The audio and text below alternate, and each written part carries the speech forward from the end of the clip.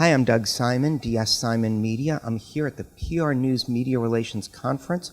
My guest, John Walls, he's Director of Brand Public Relations, Hilton Worldwide. Thanks so much for being with us. No, thank you. Thank you for the invitation.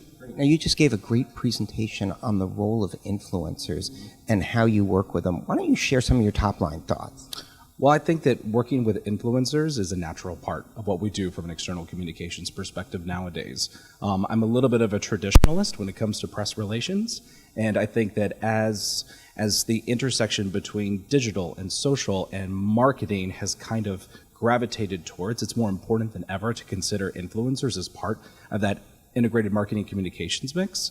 We now integrate influencers into every campaign that we do, whether that to be a press trip, whether that to be a brand program. I mean, really, they're a critical piece of exactly how we message our brands and what we put out to the marketplace to represent us.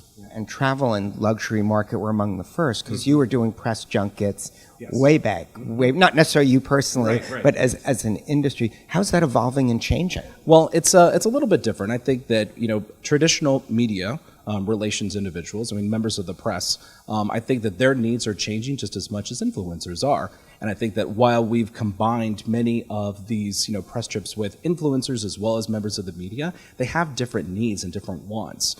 We've certainly noticed a number of best practices over the years to actually kind of evolve those press junkets and those press programs to actually become more either focused on press or focused on influencers and treat those audiences differently. The types of content that those two audiences want is very different. Instagrammers just want to go to a destination, shoot a beautiful photo of this gorgeous church in Reykjavik, Iceland, while an actual member of the media wants to go into the church and introduce themselves to the caretaker and get to know a little bit of things about the gorgeous organ that's there. They're storytellers. They're just different storytellers. One's more visual and one's more actual contextual. What's the growing role of video in all of this? Yeah, well, visual is everything is going visual. I think that's why you have platforms like Instagram as well as, Snapchat, for instance, that people are gravitating to. I think that from a video standpoint, though, we're seeing more involvement with video Instagrammers as well as opportunities to partner with influencers with significant followings and integrate our brand into stories as well as Snapchat opportunities.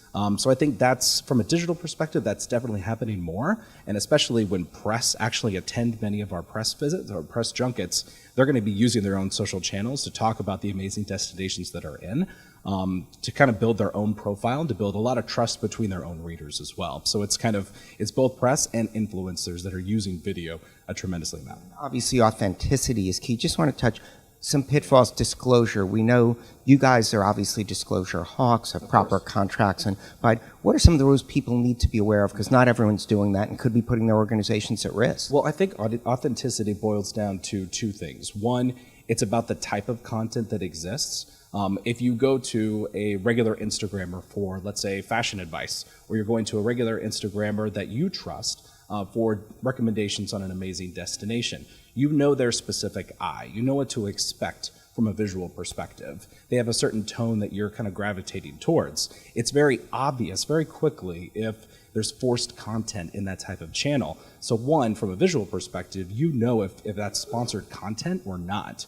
I think that the best relationships that we've been able to develop, though, are with influencers, though, that are very transparent about their engagement with brands from a content perspective, but as well as a messaging perspective.